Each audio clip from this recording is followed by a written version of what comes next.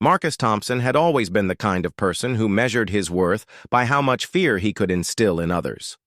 At 24 years old, he stood 6 feet 2 inches tall with broad shoulders and arms covered in tattoos that told stories of street fights and questionable life choices. Growing up in the rough neighborhoods of East London, Marcus had learned early that respect came through intimidation, and he had built his entire identity around being the toughest guy in any room he entered. The summer of 2019 found Marcus unemployed once again, having been fired from his construction job for starting fights with coworkers. He spent most of his days wandering the streets of central London with his small crew of followers, looking for entertainment that usually came at someone else's expense.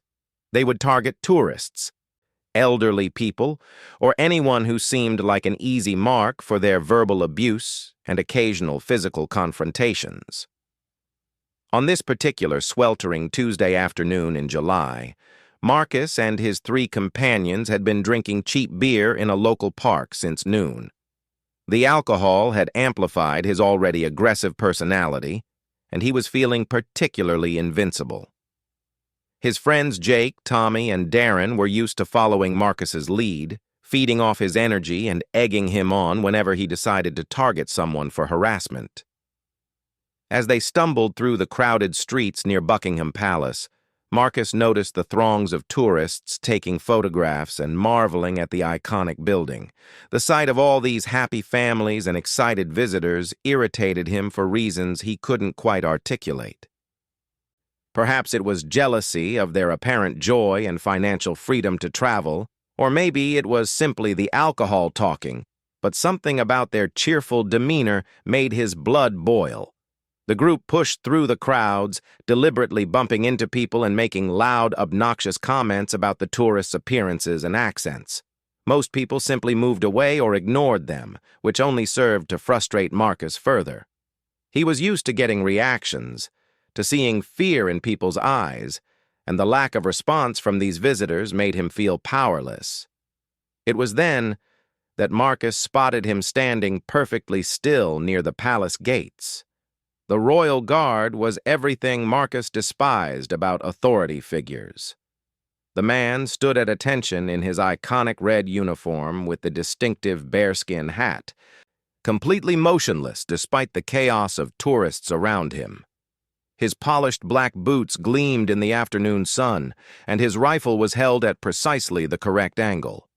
Everything about the guard's posture screamed discipline, honor, and quiet strength. The guard's name was James Mitchell, though Marcus would never learn this detail. James was 31 years old and had served in the British Army for 12 years, including 2 tours in Afghanistan where he had seen combat that would have broken lesser men. He had earned his position as a Queen's Guard through years of exemplary service, rigorous training, and an unwavering commitment to his duty. Standing guard at Buckingham Palace wasn't just a job for James. It was an honor that he took seriously every single day. James had been standing at his post for nearly 2 hours, maintaining the stoic composure that was expected of him regardless of weather conditions, tourist behavior, or any other external factors. He had learned to ignore the constant stream of people taking photographs, making jokes, or trying to get him to react. His mind was disciplined to focus on his duty while remaining aware of everything happening around him. Marcus stared at the guard for several long moments, his alcohol-clouded mind fixating on what he perceived as arrogance. To Marcus, the guard's perfect posture and unwavering gaze represented everything he had been taught to hate about the system. Here was someone who had achieved respect through service and dedication, concepts that were foreign to Marcus's worldview, where respect was taken by force. The beer had made Marcus bold, and the presence of his friends made him feel like he needed to prove something. He had built his reputation on never backing down from anyone, and the sight of this uniformed figure standing so confidently triggered something primal in his brain. In Marcus's twisted logic, if he could intimidate or embarrass this symbol of authority, it would somehow validate his own importance. Jake noticed Marcus's intense stare and followed his gaze to the guard. "What you looking at, Marcus?" he asked, though he already suspected the answer. He had seen that look in Marcus's eyes before, usually right before someone got hurt. Tommy and Darren gathered closer, sensing that their leader was about to provide them with some entertainment. They had no idea that what was about to unfold would become a story that would follow them for years to come. A cautionary tale about the dangers of mistaking quiet confidence for weakness. The crowd of tourists continued to flow around them, oblivious to the tension that was building. Children pointed excitedly at the guard, parents snapped photos, and tour guides shared historical facts about the palace and its famous protectors. None of them realized that they were about to witness an encounter that would serve as a harsh reminder that some people should never be underestimated. Marcus took a long drink from his beer bottle and handed it to Jake. He cracked his knuckles and rolled his shoulders, going through the same ritual he performed before every confrontation. His friends recognized these signs and began to form a loose circle, ready to back him up if needed. They had done this dance many times before in pubs, on street corners, and in parking lots across London. But James Mitchell was not like the other targets Marcus had chosen in the past. Behind that perfectly still exterior was a man who had survived mortar attacks, had carried wounded comrades to safety under enemy fire, and had been trained to handle threats with swift, decisive action. His years of military service had taught him to assess situations quickly and respond appropriately, whether that meant maintaining discipline or protecting himself and others. The afternoon sun beat down on the concrete as Marcus began walking toward the guard, his steps deliberately slow and menacing. He had played this game so many times that it had become second nature. First came the approach, then the verbal intimidation, followed by escalating physical contact until his target either fled or submitted to his dominance. What Marcus failed to understand was that he was about to encounter someone who had been trained never to flee and never to submit. James Mitchell had sworn an oath to protect the crown and maintain the dignity of his position. And that oath didn't come with exceptions for drunken bullies who thought they could push around anyone they pleased. Marcus approached the guard with the swagger of someone who had never met his match. The alcohol in his system had stripped away what little common sense he possessed, and the encouragement from his friends had inflated his ego to dangerous proportions. He stopped just inches from James Mitchell's face, close enough that the guard could smell the stale beer on his breath. "Look at this fancy boy in his little costume," Marcus sneered loudly, making sure his voice carried to the gathering crowd of onlookers.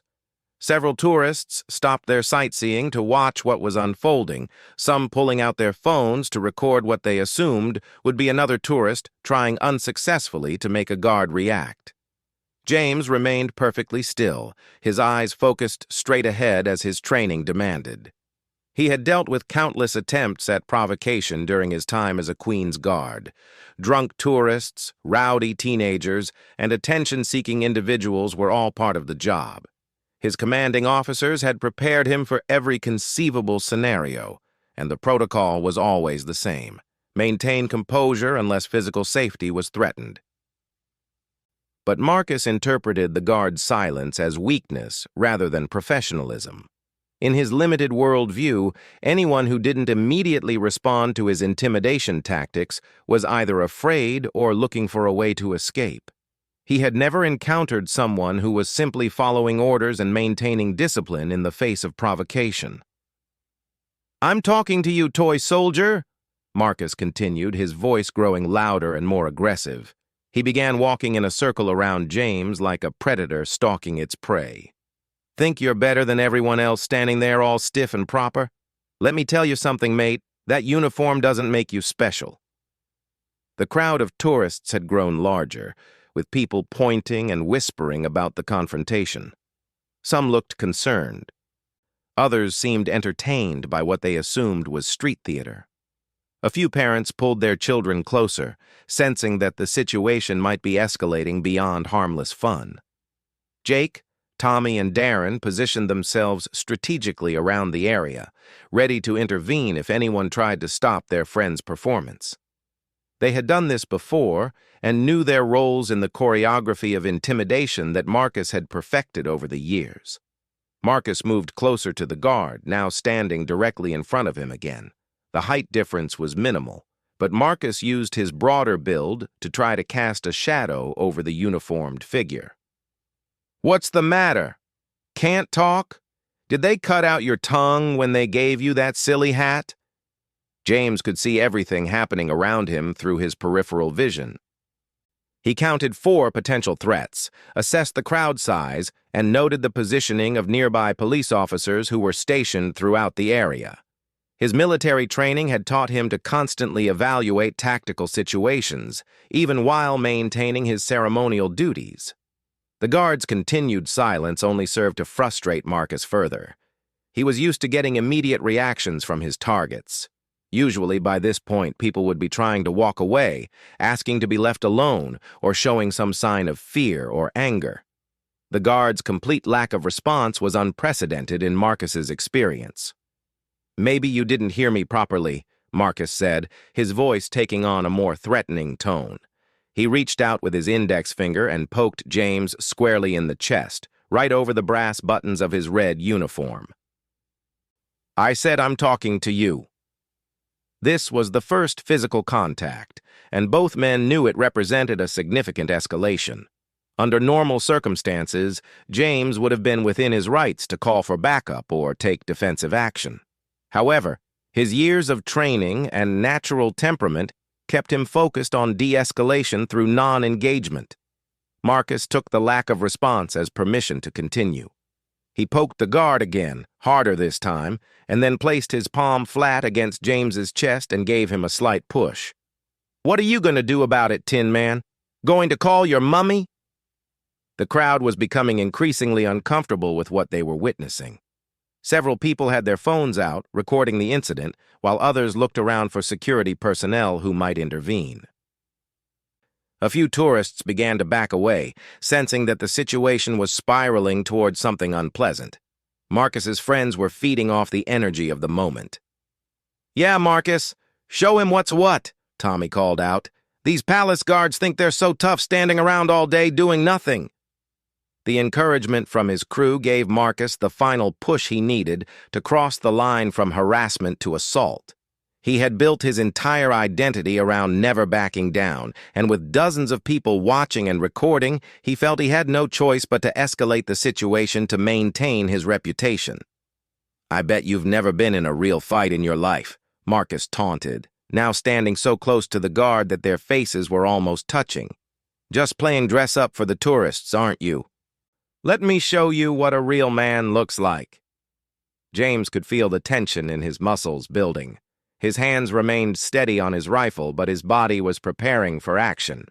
Years of combat experience had taught him to recognize the moment when a situation moves from posturing to actual violence, and he could sense that Marcus was reaching that point. The bully took a step back, cocked his right arm, and launched what he intended to be a devastating punch directly at the guard's jaw. In his alcohol-addled mind, he pictured the uniformed figure crumpling to the ground while the crowd cheered for his dominance over this symbol of authority. But Marcus had made a fatal miscalculation. James Mitchell was not just a ceremonial guard standing motionless for tourists. He was a combat veteran who had survived firefights in Afghanistan, a trained soldier who had spent years learning how to neutralize threats quickly and efficiently. As Marcus's fist came toward his face, time seemed to slow down for James. His training kicked in automatically, muscle memory taking over from conscious thought.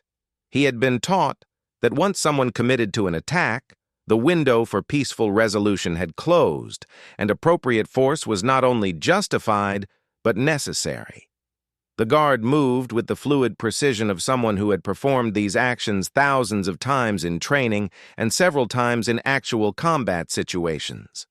His left hand released his rifle, allowing it to hang by its strap, while his body shifted into a defensive stance that was invisible to the untrained observers, but absolutely devastating in its efficiency.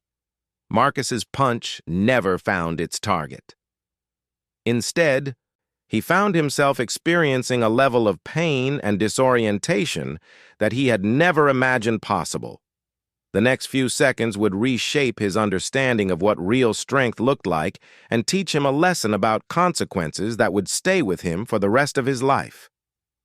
James Mitchell's response was so swift and precise that most of the crowd didn't fully understand what had happened until it was over. As Marcus's fist approached his face, the guard executed a perfect defensive maneuver that he had practiced countless times during his military training.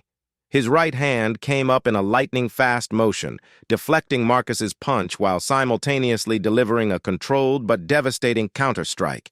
The impact was immediate and catastrophic for Marcus. James's precisely aimed blow connected with the bully's jaw with the full force of years of combat training behind it. The sound of the contact echoed across the courtyard like a gunshot, causing several tourists to gasp and step backward instinctively. Marcus felt his world explode into stars and confusion. The punch landed with such perfect technique and timing that it not only stopped his attack cold, but sent shockwaves through his entire skeletal system. His jaw shifted unnaturally to the left, and he could immediately taste blood flooding his mouth as several of his teeth loosened from their roots. The bully's legs buckled beneath him as his brain struggled to process the overwhelming sensory input. He had been in dozens of fights throughout his life, had thrown and received countless punches, but nothing had prepared him for the clinical efficiency of a trained soldier's defensive response. This wasn't the wild swinging of a street fight. This was surgical precision applied with devastating effect. Marcus collapsed to his knees on the hard pavement, his hands instinctively moving to his face as he tried to understand what had just happened to him. Blood was streaming from his mouth, and when he tried to speak, only garbled sounds emerged. His jaw felt like it was floating independently from the rest of his skull, and the pain was unlike anything he had ever experienced. The crowd erupted in a mixture of cheers, gasps, and nervous laughter. Smartphones captured every moment of Marcus's humiliation as he knelt on the ground, looking nothing like the intimidating figure he had been just seconds earlier. The transformation was so complete and so sudden that it seemed almost surreal. James had already returned to his position of attention, his rifle back in proper position, his face showing no emotion whatsoever. To the casual observer, it might have seemed like nothing had happened at all, except for the groaning figure at his feet. The guard's breathing was steady, his uniform was still perfectly arranged, and his composure was absolute. Jake, Tommy, and Darren stood frozen in shock, unable to process how their seemingly invincible leader had been reduced to a bleeding mess in less time than it took to blink. They had seen Marcus dominate countless confrontations, had watched him intimidate men twice his age and size, but they had never seen him so completely and thoroughly defeated. Marcus attempted to stand, but found that his legs wouldn't support him properly. The combination of alcohol, shock, and genuine physical trauma had left him disoriented and unstable. When he finally managed to get to his feet, he swayed dangerously and had to lean against a nearby barrier to keep from falling again. The sight that greeted him in the reflection of a tourist's phone camera was horrifying. His jaw was visibly swollen and misaligned, giving his face a grotesque, asymmetrical appearance. Blood covered his chin and had stained his shirt, and his left eye was already beginning to swell shut from the impact. "My face," he mumbled through damaged lips, the words barely recognizable due to his injured jaw. "He broke my face." The realization of what had happened began to sink in, along with the humiliation of being so easily defeated in front of dozens of witnesses. Security personnel and police officers who had been monitoring the situation from a distance began approaching the scene. They had witnessed the entire confrontation and had seen Marcus initiate the physical contact that led to his downfall. Their body language made it clear that they viewed him as the aggressor rather than the victim. A paramedic, who had been on standby for tourist emergencies, arrived to assess Marcus's injuries. After a brief examination, she determined that he would need immediate medical attention for what appeared to be a fractured jaw and possible concussion. The irony was not lost on the gathering crowd that the very man who had come to intimidate and humiliate someone else was now in need of professional medical care. Marcus's friends finally snapped out of their shock and moved to help him, but their assistance was clumsy and ineffective.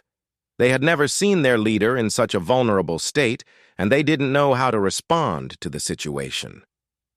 Their usual bravado had evaporated, replaced by genuine concern and embarrassment. As the paramedics prepared to transport Marcus to the hospital, police officers approached his friends to gather statements about the incident.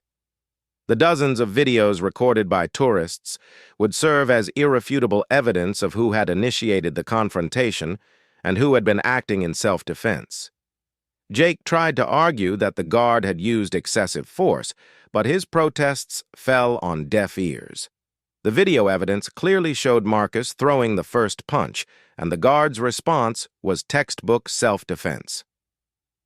Moreover, James Mitchell's spotless military record and reputation for professionalism made any accusations of inappropriate behavior completely unbelievable. The crowd began to disperse as Marcus was loaded into an ambulance, but the conversations about what they had witnessed continued long after the scene had cleared. Many of the tourists were sharing their videos on social media, where the incident would eventually go viral and reach millions of viewers around the world. For James Mitchell, the incident was already becoming a distant memory. He had dealt with the threat appropriately and professionally, and now he was focused on returning to his normal duties. The small disruption in his routine was noted and would be reported through proper channels, but it wouldn't affect his day significantly.